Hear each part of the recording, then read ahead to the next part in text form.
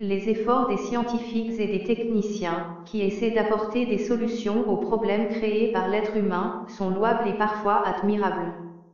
Mais en regardant le monde, nous remarquons que ce niveau d'intervention humaine, fréquemment au service des finances et du consumérisme, fait que la terre où nous vivons devient en réalité moins riche et moins belle, toujours plus limitée et plus grise, tandis qu'en même temps le développement de la technologie et des offres de consommation continue de progresser sans limite.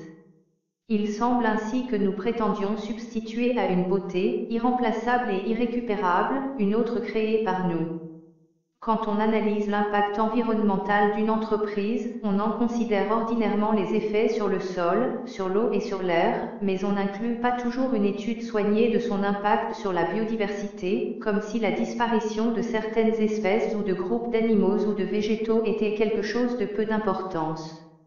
Les routes, les nouvelles cultures, les grillages, les barrages et d'autres constructions prennent progressivement possession des habitats, et parfois les fragmentant de telle manière que les populations d'animaux ne peuvent plus migrer ni se déplacer librement, si bien que certaines espèces sont menacées d'extinction.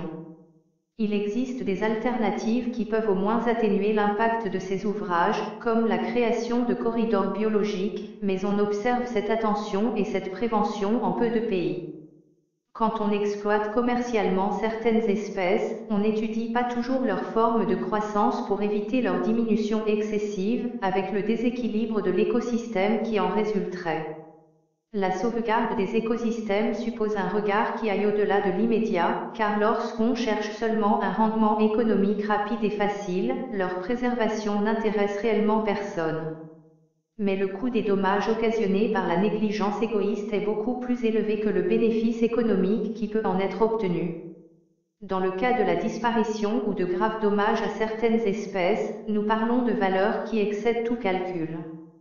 C'est pourquoi nous pouvons être des témoins muets de bien graves injustices, quand certains prétendent obtenir d'importants bénéfices en faisant payer au reste de l'humanité, présente et future, les coûts très élevés de la dégradation de l'environnement. Quelques pays ont progressé dans la préservation efficace de certains lieux et de certaines zones sur Terre et dans les océans où l'on interdit toute intervention humaine qui pourrait en modifier la physionomie ou en altérer la constitution originelle.